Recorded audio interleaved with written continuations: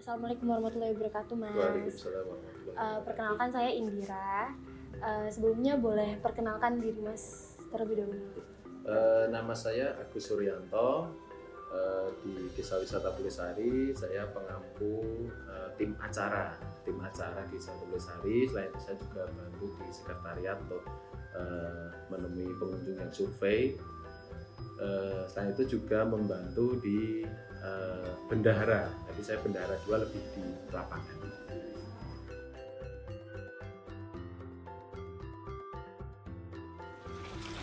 Oke, sebelumnya selamat siang. Perkenalkan Pak, saya Konita dari perwakilan Kapstra atau Mas Kapstra UGM. Di sini mau tanya-tanya nih sama, mohon maaf sebelumnya boleh perkenalkan diri dulu Pak, dengan Bapak siapa nih? Nama saya Saihan, Bapak Saihan. Jadi sebagai penduduk kampung sini. Oke. Sebelumnya kan saya tahu dari salah satu dari dosen PSDK nih Pak tentang Desa Wisata Pulesari ini dan kami tertarik buat mengulik lebih lanjut nih tentang bagaimana Desa Wisata Pulesari ini bisa berdiri dan bagaimana dampaknya terhadap masyarakat serta rintangan-rintangan mungkin ya yang dihadapi oleh warga setempat sama beberapa pengurusnya tentang proses pendirian dari desa wisata ini. Nah, kalau gitu boleh saya untuk tanya-tanya nih ke Pak. Siapa Pak? Mohon maaf. Pak siapa tadi? Saihan. Pak Syaihan tentang bagaimana Desa Pulesari ini berdiri. Oke.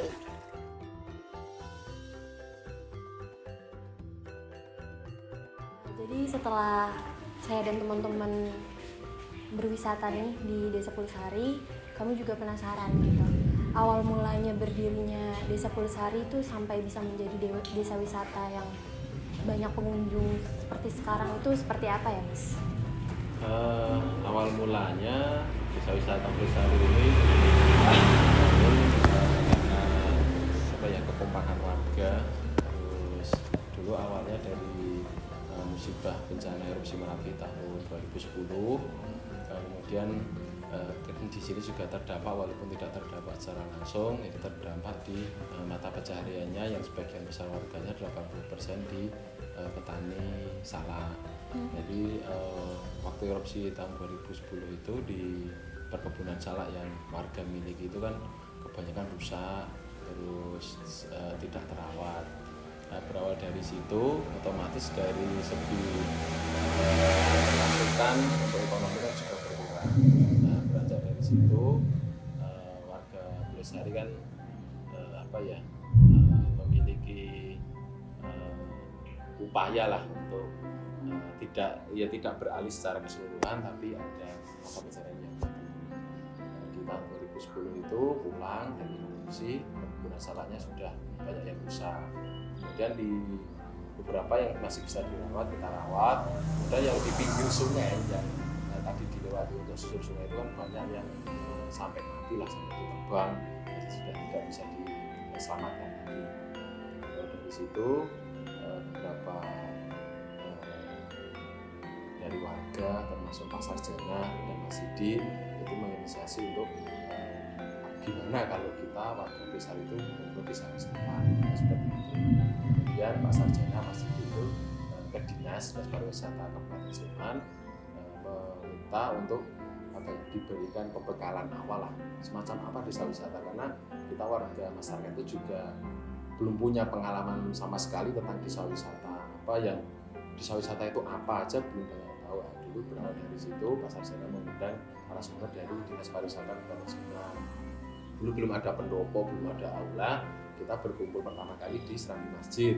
Nah, di Serambi Masjid itu disampaikan, desa wisata itu menjual kegiatan, menjual paket. Itu juga bingung warganya, apa yang kita jual, kita adanya seperti ini. Sungai juga, kalau warga saya lokal lah seperti saya lahir di sini, besar di sini ya, anggapan kita bahwa sungainya ya biasa aja kan gitu. Itu dari di situ dibuatkan paket-paket kegiatan itu. Kalau di desa wisata itu kunjungannya nggak seperti kayak di objek. Kalau di objek datang main sendiri, tapi kalau yang di desa wisata itu yang dijual adalah yang pedesaan, asri, terus nanti warganya beraktivitas seperti apa, itu yang dijual awal. Berarti sudah berdiri sekitar 12 tahun ya sampai sekarang. Kalau tepatnya berdirinya itu awalnya memang diinisiasi setelah erupsi Merapi tahun 2010. Nah, itu berproses selama 2011, 2012, tepatnya launching 9 November 2012 itu tepat launchingnya. Jadi ini tahun ke-10.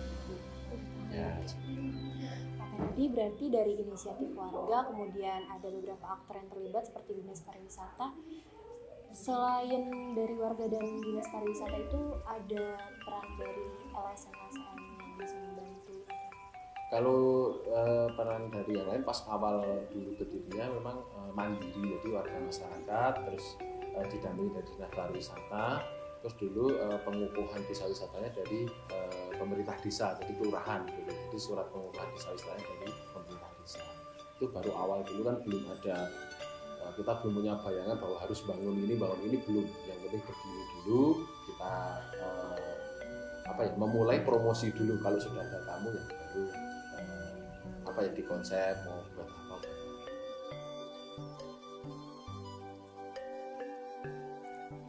Anak muda sini supaya dia ada kesibukan, itu anak-anak yang muda, putra sama maupun putri yang masih remaja ya, ada bapak-bapak yang masih muda gitu, setelah itu dijadikan pemandu wisata. Pemandu wisata tugasnya nanti mengantar trekking sungai, itu termasuk pemandu wisata. Jadi pemandu wisata di sini ada 7 kelompok. Banyak ya Pak ya, lumayan ya Pak ya? Satu kelompok ya sekitar 9 orang, 8 orang gitu sekitar itu. Terus nanti mainnya bergantian. Jadi kalau ada tamu misalnya ada tamu 100 orang, nanti turunkan 10 orang, satu kelompok cukup ya satu kelompok, kalau nggak cukup 2 kelompok gitu. Nanti ada tamu yang lain nanti ganti kelompok lain gitu, bergantian terus gitu. Berarti memang peran serta dari warga sekitar itu sangat-sangat banyak ya Pak ya buat mendukung keberhasilan dari Desa Pulsari, bahkan malah bisa dikatakan emang ini semua gotong royong ya Pak ya dari semuanya harus mendukung itu ya. Semua berperan, ibu-ibu juga, pemuda-pemuda, bapak-bapak, pemudi itu semua itu berperan dalam porsinya masing-masing gitu ya Pak ya. Menurut kepanjangan dia sendiri-sendiri gitu. Misalnya ibu-ibu kebanyakan masak ya dia bagian catering atau masak, ada tamu pesen makan dia yang masak. Kalau pemuda-pemuda yang masih kuat badannya naik turun sungai kuat nanti jadikan pemandu gitu. Dan nanti yang bapak-bapak sudah sepuh misalnya sudah nggak kuat naik turun sungai jadikan ambung tamu itu juga semua dilibatkan. Berarti dari tahun 2012 hingga sekarang 2022 itu kurang lebih 10 tahun ya Pak ya. Nah pasti udah banyak banget nih lika-liku yang dihadapi buat kemajuan Desa Wisata Pulsari. Kemudian potensi dari dan keunikan dari Desa Wisata Pulsari ini kayak fasilitas dari wahana juga, akomodasinya. Kalau yang paling favorit dikunjungi wisatawan kalau di sini memang terbanyak di trekking sungainya. Trekking sungai kita menggunakan Sungai Bedok yang hulunya itu pas di Dusun Pulsari ini. Jadi hulu Sungai Bedok yang sampai ke Kota Jogja itu hulunya di sini. Jadi mata air pertama itu di Sungai Bedok Dusun Pulsari sini. Kita pakai 2 Sungai Bedok, ada Bedok Timur dan Bedok Barat.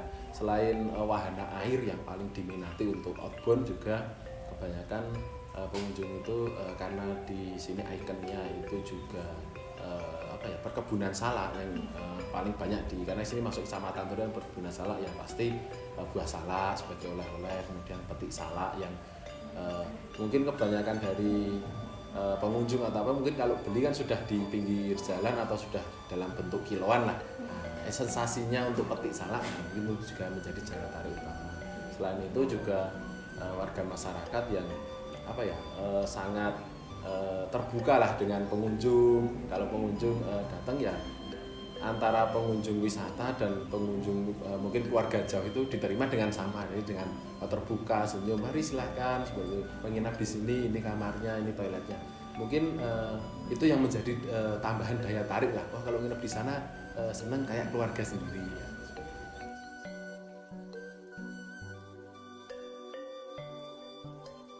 Paket-paket wisata yang tadi mungkin Mas sempat sebutin.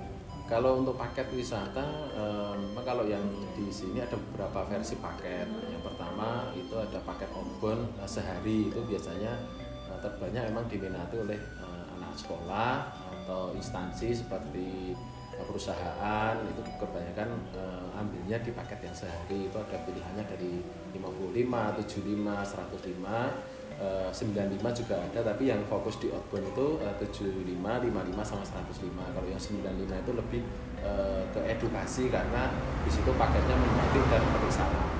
Kemudian paket yang lain itu ada yang paket menginap, itu ada yang harga dari 145, ada yang 185, kemudian ada paket persatuan yang biasanya teman-teman mahasiswa ambilnya persatuan karena biasanya mereka lebih pingin buat paket sendiri. Kalau yang paket kita tawarkan itu kan komplit dengan kegiatan, ada bakar jagung, ada api unggun, makan sudah nanti ada jadwal makan. Nah, itu biasa teman-teman mahasiswa lebih milih yang paket persatuan.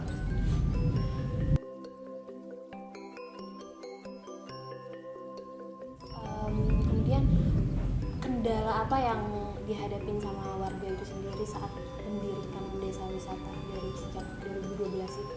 Kalau dari awal berdiri yang pasti fasilitas yang paling utama itu yang pasti MCK. Kebanyakan satu rumah ya satu MCK saja karena hanya dipakai untuk satu keluarga. Setelah menerima tamu otomatis mau tidak mau kita harus yang paling utama adalah MCK-nya harus tambah. Yang pasti karena kita berdirinya juga swadaya, untuk desa wisata mengonsepnya kamar mandi di pendopo juga masih terbatas antara 5 sampai 7 kamar mandi. Padahal dalam satu rombongan kadang kunjungan kadang 100, kadang 150, otomatis selain itu juga menggunakan rumah warga. Yang pasti fasilitas juga membutuhkan biaya untuk membangun toilet, satu toilet mungkin dengan budget 2 juta, kalau tambah 2 toilet lagi berarti harus sedia uang 4 juta. Mungkin awal dulu dari pelan-pelan ada yang punya 1, kemudian tambah 1 lagi. Rata-rata sekarang sudah ada yang 3, sudah ada yang 4, bahkan ada yang punya 6, tapi ya bertahap tambah 1. Kemudian fasilitas yang lain seperti akses jalan, kalau sekarang sudah halus. Dulu pas waktu awal buka 2012 jalannya ya sudah aspal, tapi kan sudah banyak yang berlubang. Akses jalan juga termasuk kendala karena wisatawan jadi kurang lancar lah untuk menuju ke sini. Kemudian yang ketiganya akses untuk titik kumpul pendopo. Di pendopo kalau sekarang jumlahnya sudah 9. Dulu awalnya cuma 1 yang di pendopo utama itu ada kas kampung. Dulu yang dipakai untuk menyewa tanah, itu tanah milik warga disewa, kemudian didirikan pendopo dengan kas kampung. Dengan satu pendopo kadang satu hari 2 rombongan, akhirnya menambah pendopo dan akhirnya warga yang memiliki tempat, memiliki dana yang lebih bangun pendopo sampai sekarang jadi 9. Dulu awalnya juga berat karena pendopo kan tidak ada tanah kas desa, jadi di sini tidak ada kas desa, jadi tanahnya dari warga kampung punya kas kampung, kemudian untuk sewa tanah mendirikan pendopo. Yang paling berat ya fasilitas.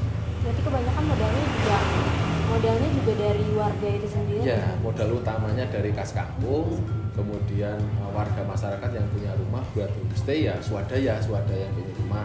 Dulu saat punya 2 kamar dipakai bapak ibu dan anak, sekarang tambah kamar lagi untuk tamu. Jadi karena kan konsepnya homestay, ada pemilik rumah terus menyediakan 2-3 kamar, itu juga harus buat lagi yang di depan. Kalau yang dulu ditempati anak atau bapak ibu jadi bergeser ke belakang, buat lagi untuk bapak ibu yang kamarnya itu jadi kosong untuk menyediakan tempat. Ada bantuan dari pemerintah, dana atau modal? Kalau pas awal-awal buka dulu belum ada, tapi beberapa tahun terakhir ini ada, termasuk ada di bawah itu yang bangunan baru berbentuk segitiga itu sekarang jadikan food court, yaitu dapatnya dari Dinas Pariwisata DIY. Kemudian ada yang sekarang jadi glamping di atas itu dari Kemendes, kemudian untuk pelaksananya melalui desa, jadi kelurahan.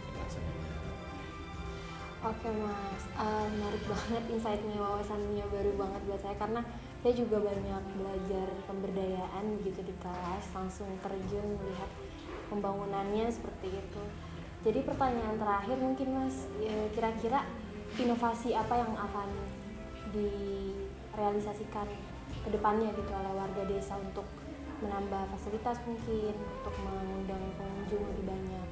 Untuk inovasi yang pasti paket beberapa tahun ini kan karena kemarin pandemi, terus kita sebelum buka lagi kumpul warga yang pasti pembaruan paket. Itu inovasinya yang dulunya mungkin hanya datang terus outbound ke trekking sungai, sekarang paketnya ada tambahannya seperti menangkap ikan untuk game, itu juga tambahan. Kemudian dulunya datang langsung ke sungai ada game, sekarang ada tambahan post game. Kemudian inovasi yang lainnya di fasilitas yang pasti tambah ada glamping, itu tambahan baru di 1 tahun ini. Kemudian ada yang baru buka kemarin pas bareng buka setelah pandemi ini, yang food court itu juga sama. Itu inovasi untuk yang pertama, sini belum ada sentra untuk tempat souvenir, tempat oleh-oleh belum ada, rencana mau dibuka di sana. Selain itu juga food court itu akan buka terus menerus, jadi otomatis nanti warga juga bisa jualan di situ, berbagai macam makanan yang bisa dijual di situ. Selain di situ kan juga bisa titip produk lah, misalnya warga punya produk seperti olahan salak, itu bisa dititip di situ. Terus nanti kalau ada wisatawan bisa kita arahkan ke sana, siapa nanti yang mau pulang bisa beli oleh-oleh di sekitar sana. Itu salah satu inovasi, karena beberapa tahun dari tahun 2012 sampai 2018 kemarin terakhir terus ada pandemi, itu memang belum punya. Jadi belum punya titik tempat untuk kita menyediakan oleh-oleh, menyediakan cendekia mata dari Desa Wisata Pulasari. Jadi itu di tahun ini setelah pandemi kita Desa Wisata memberikan pelayanan yang terbaik sama dengan tahun-tahun sebelumnya, tetapi sekarang ditambahi fasilitas, ada food court-nya, ada tempat oleh-olehnya. Itu sebagai inovasi tambahan di tahun ini. Selain itu juga ada program 10 tahun 15 tahun ke depan yang salah satunya ya tambah area camp. Dulu belum ada area camp, sekarang sudah punya area camp. Mulai tahun ini baru mulai ditawarkan ke wisatawan, karena kebanyakan di tahun-tahun sebelumnya itu yang kita tawarkan ya homestay, menginap di homestay, menginap di rumah warga. Nah, sekarang ada glamping, itu kita tawarkan sebagai atraksi terbaru lah, yang bisa nanti kalau di Pulasari bisa homestay, bisa glamping, ya seperti itu. Tiba-tiba saya penasaran, tadi bilang terakhir ya Mas Luki, ini terakhir banget. Kalau untuk media promosi itu gimana Mas, bisa sampai kedengaran keluar Desa Pulasari? Kalau media promosi, saya balik ke cerita awal dulu waktu dibukanya Desa Wisata. Dulu awalnya kita belum punya tempat, sudah promosi dulu. Ya pasti sudah punya promosi dulu, punya media sosial. Dulu Mas Didi yang di admin untuk promosinya, ada Twitter, Facebook. Zaman dulu masih trending-trendingnya tinggi, itu sudah ada dulu. Ada Instagram, tetap Instagram jalan juga. Ada baru lagi TikTok juga harus punya. Jadi di media sosialnya itu pasti kita mengikuti perkembangan zaman, ya, pasti untuk promosi. Yang kedua, dulu sebelum Desa Wisata dikunjungi, kita lebih awal promosi manual. Kita ada brosur, ada paket penawaran. Ya dari pengelola mengirimkan beberapa pemandu atau beberapa orang untuk datang ke sekolah-sekolah. Ke sekolah ini ada di Desa Wisata Pulasari, kita ada paket ini. Ya mungkin tahun depan kita bisa ke sana pindah sekolah. Jadi satu sekolah dari TK bahkan PAUD, TK, SD, SMP, SMA se-Kota Jogja, Jawa Tengah, Semarang, Solo hampir pernah didatangi. Itu promosi awalnya dulu manual pernah, yang sekarang terkini media sosial juga tetap dilalui. Mengikuti zaman ya. Oke, gitu aja sih Mas wawancara pada kesempatan kali ini. Makasih banyak loh Mas sama-sama. atas waktunya.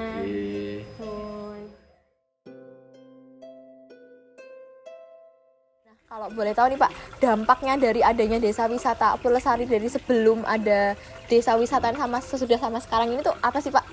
Kalau dampaknya itu malah bagus aja Desa Wisata ini, karena satu, orang-orang sini biasanya kalau menjual salak itu di pasar gitu, ke sana kemari. Kalau ada tamu-tamu yang datang ke sini kan dia bisa menjual salak di rumah, sudah bisa laku, dan harganya juga mungkin bisa lebih tinggi daripada di pasar, bahkan tamu-tamu kan harganya biasanya agak bisa lebih tinggi, biasanya gitu, ada sedikit kenaikan gitu.